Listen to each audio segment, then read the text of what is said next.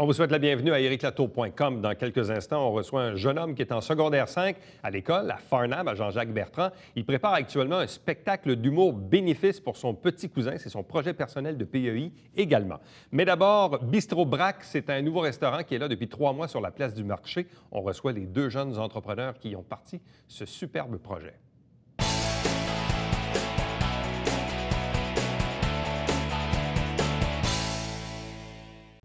Quand on a de jeunes entrepreneurs qui croient au centre-ville, qui croient au Vieux-Saint-Jean, bien, je pense que c'est important de le dire, c'est important d'accorder de l'importance et d'inviter les gens aussi à aller les voir. C'est le cas de David McDuff et de Chloé Labarre-McElligott qui sont avec nous. Bonsoir Chloé. Bonsoir David. On parle ici du Bistrot Braque qui est sur la place du marché. C'est un projet qui a pris naissance, dans le fond, de quelle façon? À quel moment avez-vous imaginé ce concept qu'on retrouve là, depuis quelques mois sur la place du marché?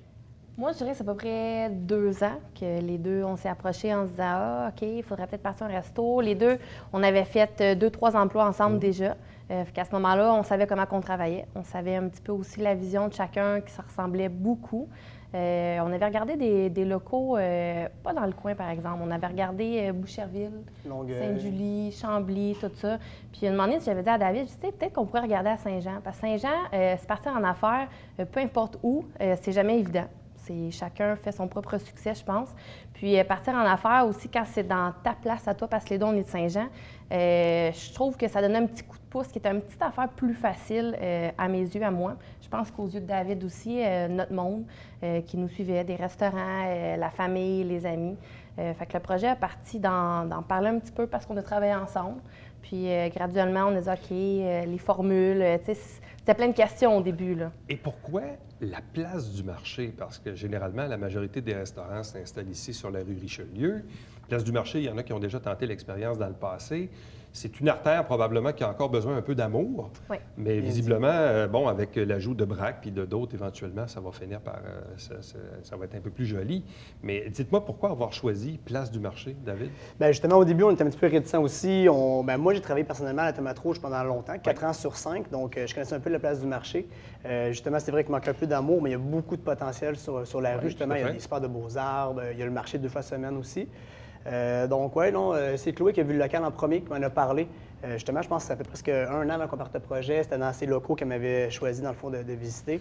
Puis, bref, on l'a revisité, puis, ouais, non, coup de cœur, vraiment. On voulait justement quelque chose de petit, un peu dans le style de la tomate rouge. Ce que je veux dire, c'est un petit 30 places avec un cachet, puis, il y a une vieille bâtisse avec de l'histoire, justement, qu'on a été rechercher.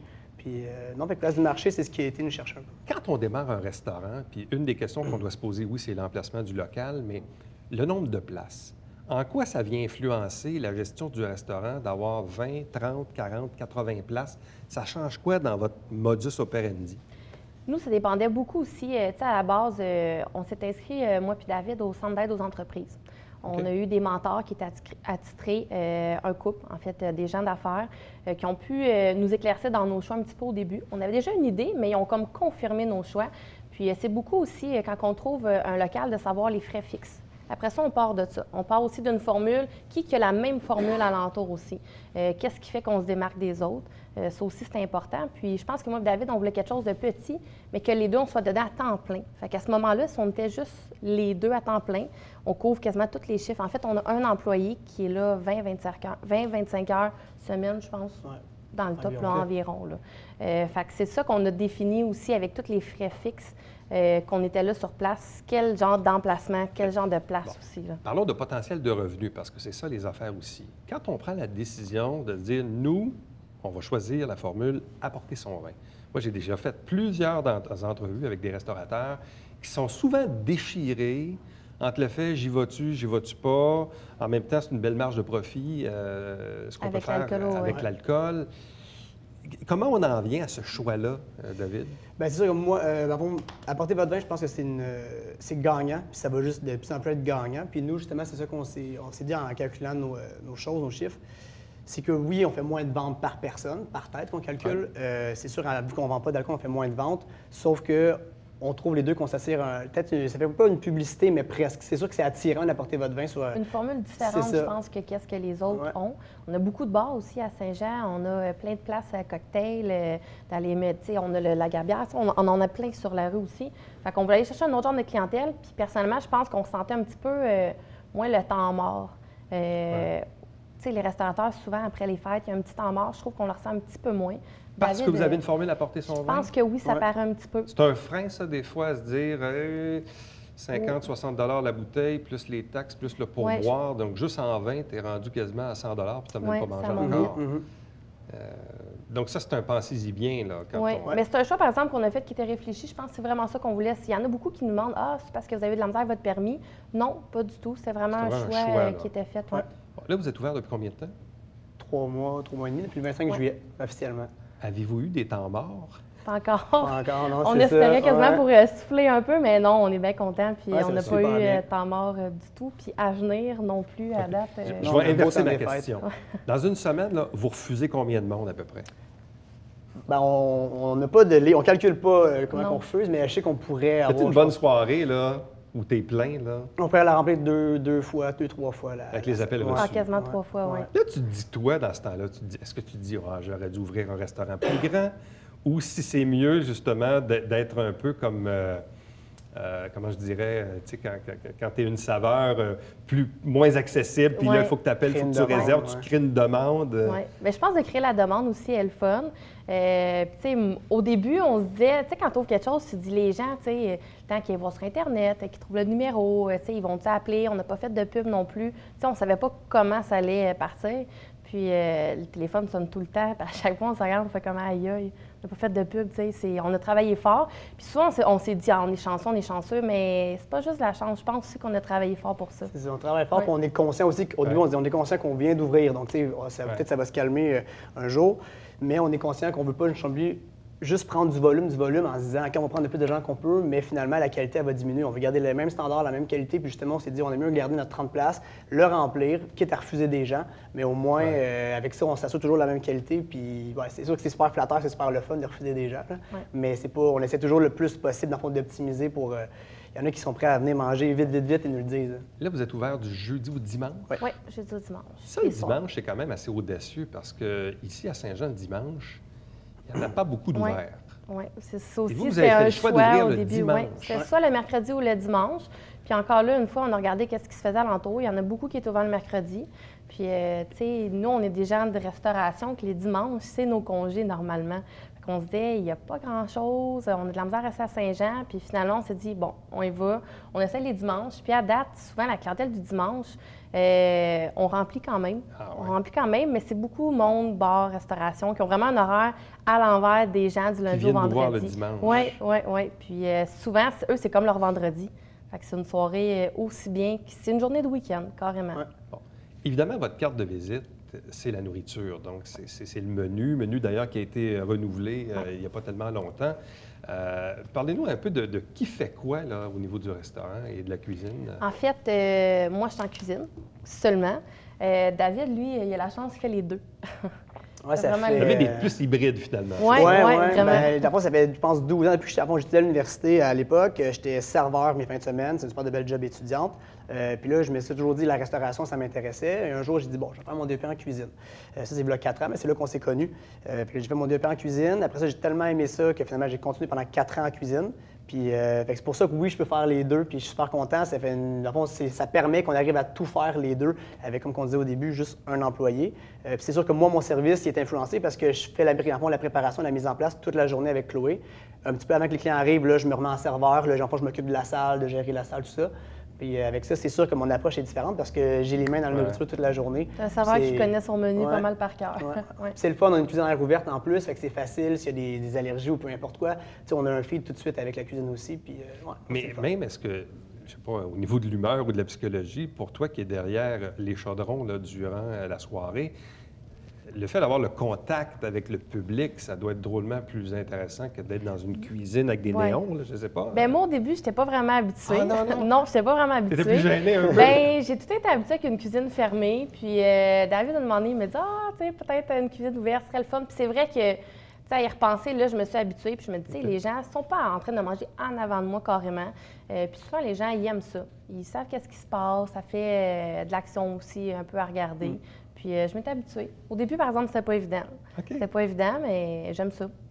Ça fait plus grand les aussi. gens aiment ça aussi, parce qu'en plus, on reçoit les gens comme si c'était chez nous. On veut pas, c'est assez identitaire, le restaurant. On est les deux. Fait que non, les gens, ils viennent souvent les voir. Fait que tu des saluts de loin.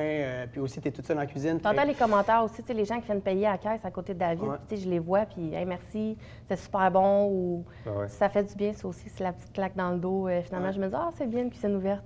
Là, qu'est-ce qu'on retrouve sur le menu pour l'automne ou pour les semaines à venir? Là, on a fait des changements, mais graduellement. En fait, il va y avoir d'autres changements, probablement cette semaine et la semaine prochaine aussi.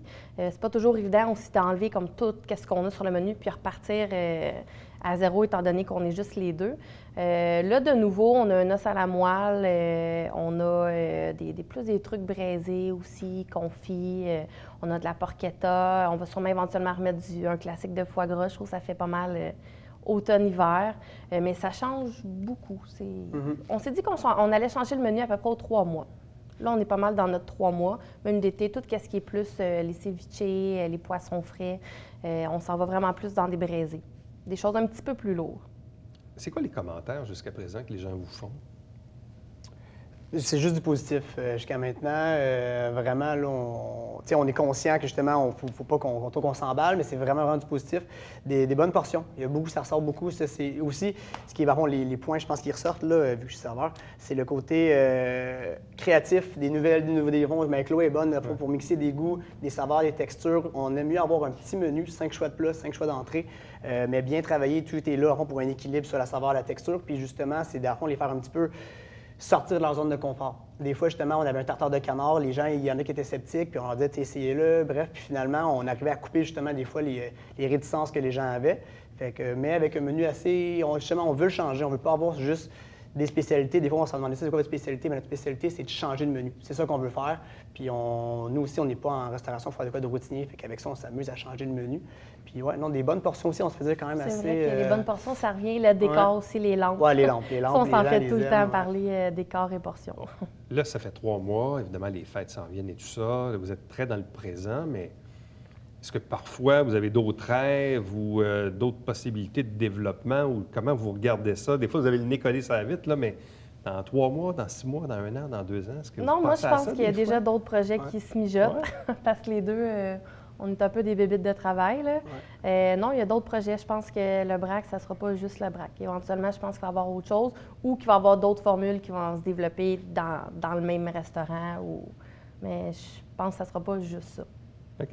Mais C'est intéressant, ça. on va peut prendre, en parler, c'est ça, ça, on va prendre ça ouais. une affaire à la fois. Là, on est nouveau, ça fait 3 mois aussi, mais éventuellement, on regarde pour d'autres projets.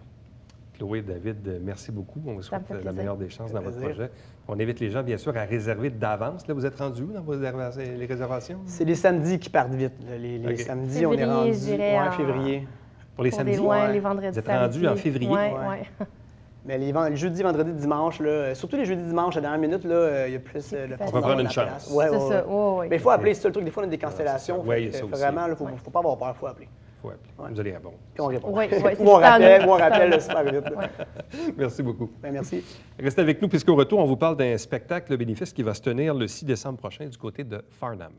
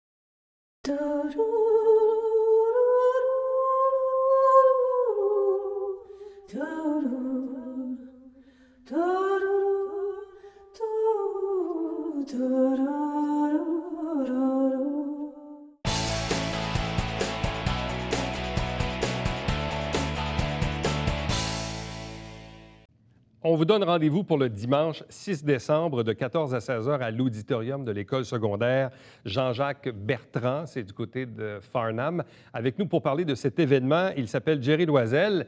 Il est un étudiant de secondaire 5 de cette même école, mais il est aussi magicien en devenir. Jerry, bonsoir. Bonjour. Ça va bien? Oui, vous? Oui. Explique-nous un peu ton cheminement des dernières années, des derniers mois. Qu'est-ce qui fait que tu es assis ici aujourd'hui?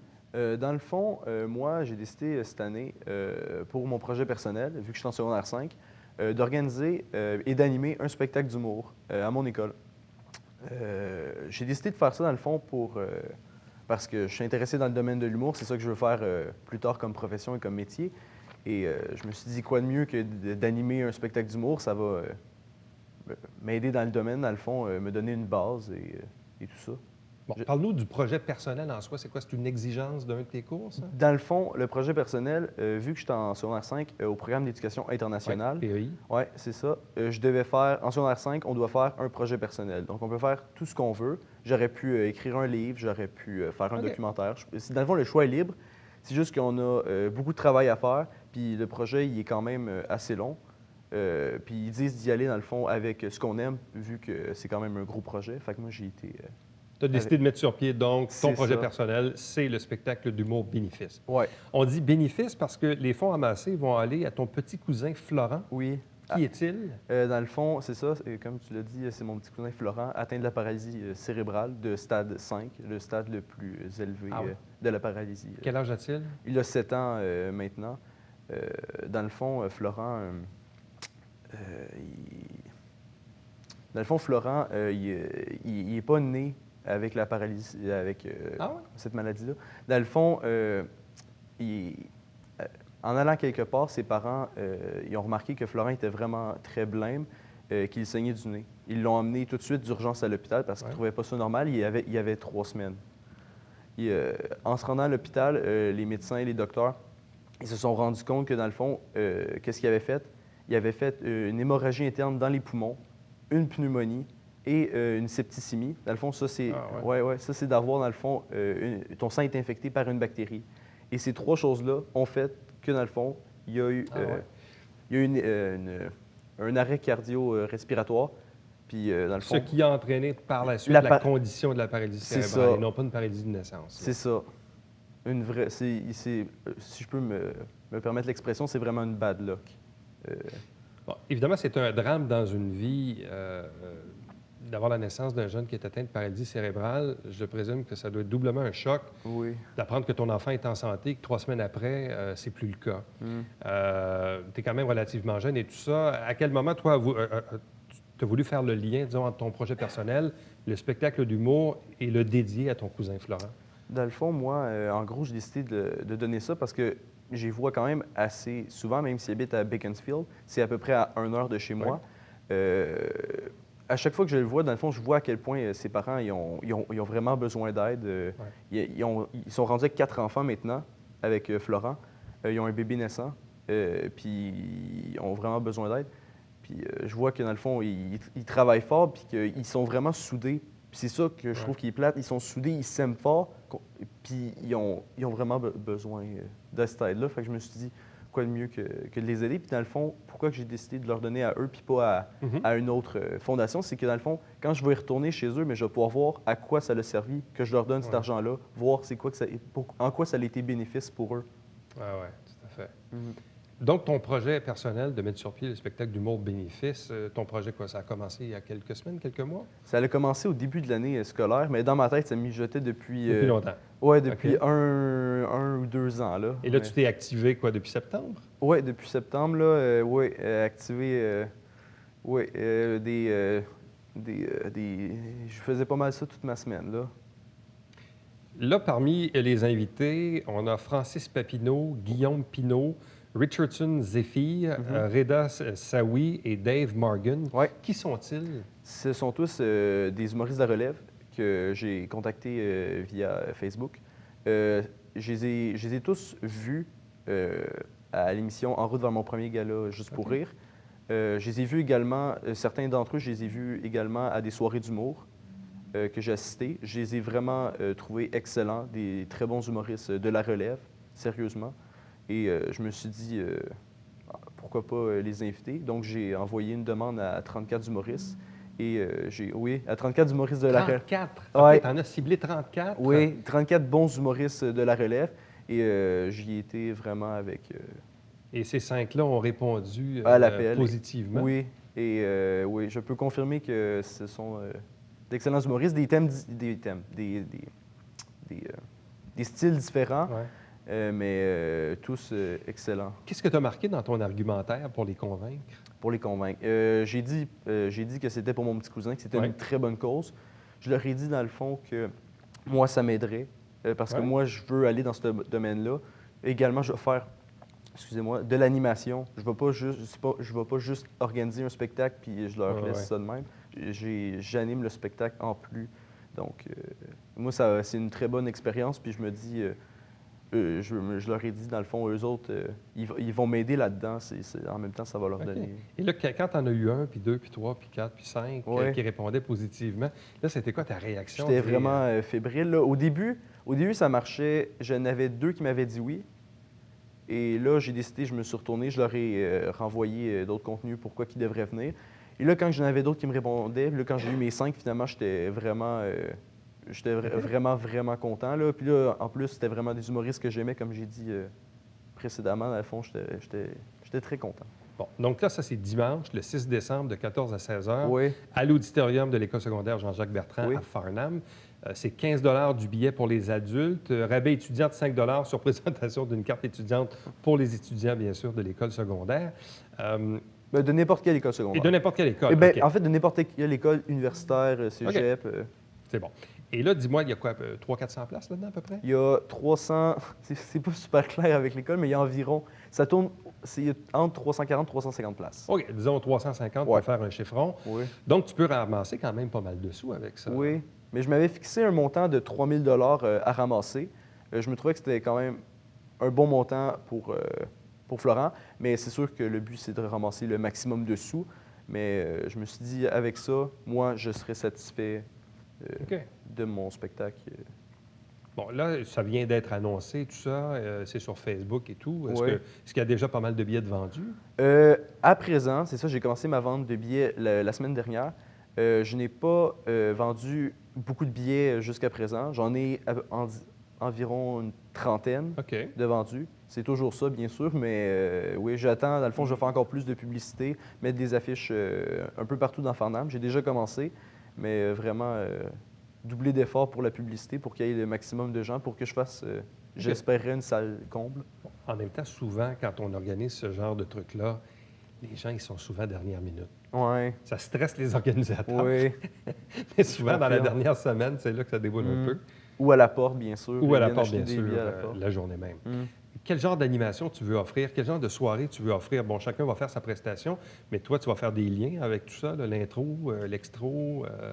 Qu'est-ce que tu veux offrir comme type de soirée? Dans le fond, moi, je veux offrir la meilleure soirée qui soit pour mes spectateurs. Je veux qu'il y ait du fun, puis que dans cet après-midi-là, ils soient contents de venir, puis que, dans le fond, moi aussi, je veux passer un bon moment. J'ai organisé ça depuis septembre, et en fait, avant ça, je veux être fier de ça, puis après, plusieurs années après, y penser encore, puis dire, être fier de cet événement-là. Puis, à ce que je m'attends, dans le fond, pour mon intro, c'est que, dans le fond, j'ai monté un stand-up. Je ne l'ai pas encore fini. Il est pas mal rédigé. J'ai un 10 minutes à date OK. de texte. Ça va être à remodifier. Et justement, je vais avoir l'aide de Pierre Prince, un humoriste. Va être d'ici. Oui. Il va corriger il va réviser mon texte, puis il va me donner, dans le fond, qu'est-ce qui serait meilleur comme gag. Ouais. Là, on s'est laissé dire que tu faisais un peu de magie aussi. Oui, cet été, j'ai été magicien pour un marché à Farnham, le marché de la station gourmande. J'ai fait 5 samedis pendant l'été. Et ouais, je faisais les samedis matins. Mais sinon, j'ai fait aussi un camp de jour à Bedford. Et je pense que ça a été... Ah oui, j'ai fait quelques animations au HLM de ma grand-mère. Quand même. Mais ça a été comme mon métier d'étudiant dans l'été passé. Je ne sais pas si je vais encore faire ça cet été, mais ça peut être une éventualité. OK. Puis c'est quoi tu fais comme truc de magie? Je fais des tours de cartes uniquement parce que j'aime ça, puis parce que Parce que c'est ça que je fais là. Je suis intéressé. Ben, je suis intéressé par ça. C'est pas un métier que j'aimerais faire, mais pour OK. l'instant, vu que je suis... je me considère quand même assez bon, et, OK. c'est ça que je fais. Puis toi, dans l'avenir, là, tu termines ton secondaire 5 cette année en PEI Ouais. du côté de Jean-Jacques Bertrand Farnham. Après ça, tu es inscrit au cégep à Saint-Hyacinthe? Oui, en art et lettres, exploration théâtrale. Ben, en fait, je vais m'inscrire, mais c'est là-dedans, c'est dans ce domaine-là. C'est pas contingenté du tout. OK. Puis c'est ça. Puis ça, c'est un prix universitaire de 2 ans. Et après ça, j'aimerais ça m'essayer, dans le fond, à l'École nationale de l'humour. Je rêve d'aller là. C'est vraiment mon rêve depuis que j'ai 5 ans. Mais vraiment, je m'efforce de faire ça. J'essaie justement en organisant des spectacles. Dès que j'ai une occasion qui se présente, dans le fond, pour que ce rêve-là se réalise. Donc, tu pourrais devenir une espèce de musicien... Pas un musicien, excuse, un humoriste. magicien. Un humoriste magicien, artiste. Peut-être plus humoriste, magicien, c'est pas une éventualité qui me tenterait beaucoup. Tu ne vas pas remplacer Mesmer? Non, ni Luc Langevin, non. Ni Luc Langevin, Non. OK. Mais ouais, c'est exclusivement... l'humour, c'est vraiment un domaine qui me passionne énormément. Alors donc, c'est le dimanche 6 décembre de 14 à 16 heures à l'auditorium de l'École secondaire Jean-Jacques Bertrand. Donc, dimanche après-midi, c'est un spectacle d'humour bénéfice animé donc par Jerry Loisel, qui est avec nous, avec ses invités Francis Papineau, Guillaume Pinault, Richardson Zéphyr, Reda Zawi et Dave Morgan, qui sont des humoristes de la relève. Et tous les fonds recueillis vont aller à son petit cousin Florent, qui est atteint de la paralysie cérébrale de stade 5, donc en collaboration, bien sûr, avec l'Association de la paralysie cérébrale du Québec. Donc, merci. Félicitations encore une fois. Merci. Puis bonne chance avec ce projet, bien Merci sûr, beaucoup. et le reste. Merci. Restez avec nous. Au retour, on vous présente le Babillard quotidien.